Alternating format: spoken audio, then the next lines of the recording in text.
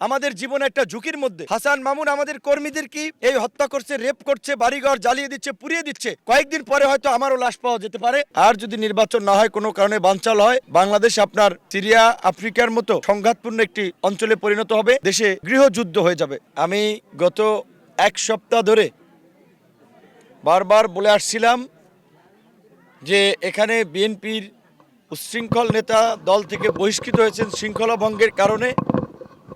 জনাব হাসান মামুন তিনি নির্বাচন করার জন্য প্রার্থী হন নাই, তার দল নাই, সংগঠন নাই, তার সাথে মানুষ নাই। তিনি নির্বাচন বানচাল করার জন্য প্রার্থী হয়েছেন এবং বাংলাদেশের এই নির্বাচন আপনারা জানেন যে খুবই গুরুত্বপূর্ণ একটি নির্বাচন এবং একটা ঐতিহাসিক সন্ধিক্ষণে আমরা দাঁড়িয়ে আছি। যদি আগামীতে অবাধ, সুষ্ঠু, নিরপেক্ষ নির্বাচন হয়, বাংলাদেশ একটা সঠিক পথে দিকে ধাবিত হবে। আমার একান্ত এই ভুবনের সঙ্গী হয়ে থাকে শুধু স্টেলা।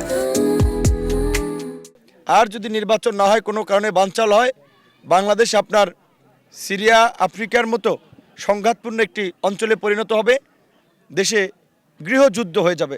এটা আপনারা দেখতে পারবেন যদি নির্বাচন না হয়। কাজেই বাংলাদেশকে একটি বিদেশি চক্র এবং দেশের মধ্যে থাকা একটি চক্র চাচ্ছে যে বাংলাদেশকে একটি ব্যর্থ, অকার্যকর রাষ্ট্রে পরিণত করতে। তারা নির্বাচন বানচাল করতে চাচ্ছে এবং এই নির্বাচন বানচাল করার জন্য তারা হাজারো কোটি টাকা বিনিয়োগ করেছে।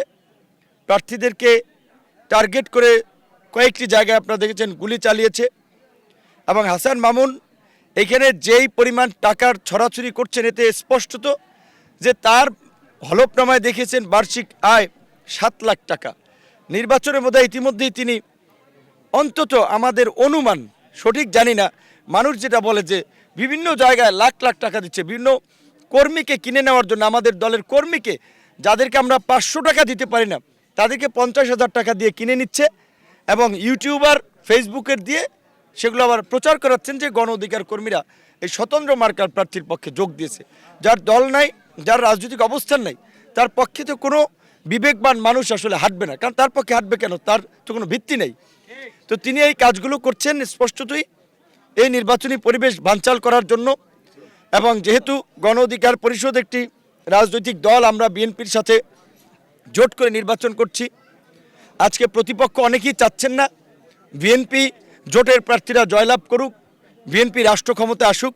হাসান মামুন তাদের সাথে হাত মিলিয়ে এই এলাকায় নাশকতা থেকে শুরু করে হত্যার মতো অপরাধ যেটি শুরু করেছেন। হাসান মামুনের এই সন্ত্রাসী কর্মকাণ্ডের বিরুদ্ধে আমি এলাকার জনসাধারণকে গণপ্রতিরোধ গড়ে তোলার আহ্বান জানাবো।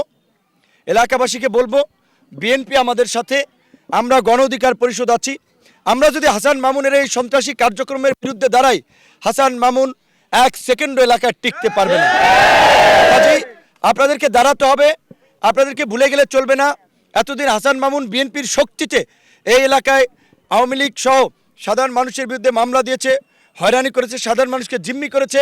এখন বিএনপি তাকে বহিষ্কার করেছে। হাসান মামুনের থাকা সন্ত্রাসীরা বিএনপির সকল পদ থেকে বহিষ্কার হয়েছে। কাজে এই সন্ত্রাসীদের কোনো রাজনৈতিক অবস্থান নাই, সামাজিক অবস্থান নাই, এদের কোনো অপকর্ম আর আমরা সহ্য করব না। আমি আজকে সকালবেলা স্বরাষ্ট্র উপদেষ্টা মহোদয়কে জানিয়েছি, ডিআইজির সাথে আমার কথা হয়েছে, গতকালকে থেকে পুলিশ সুপার এবং আপনার ডিসির সাথে কথা হয়েছে। আমি পরিষ্কারভাবেই বলেছি আমি একটি দলের প্রধান। আমি এই পট পরিবর্তনের আন্দোলন সংগ্রামের ক্ষেত্রে আমাদের যে ভূমিকা, আমাদের জীবন একটা ঝুঁকির মধ্যে। হাসান মামুন আমাদের কর্মীদের কি এই হত্যা করছে, রেপ করছে, বাড়িঘর জ্বালিয়ে দিচ্ছে, পুড়িয়ে দিচ্ছে। কয়েকদিন পরে হয়তো আমারও লাশ পাওয়া যেতে পারে। আমার পরিবার, পরিজন, আত্মীয় স্বজন আমার সাথে যারা নামছে, তাদের এখন নিরাপত্তা নিয়ে আমরা শঙ্কিত। তাই আমি নির্বাচন কমিশনার এবং স্বরাষ্ট্র উপদেষ্টাকে বলবো অনতিবিলম্বে হাসান মামুনের প্রার্থিতা বাতিল করতে হবে।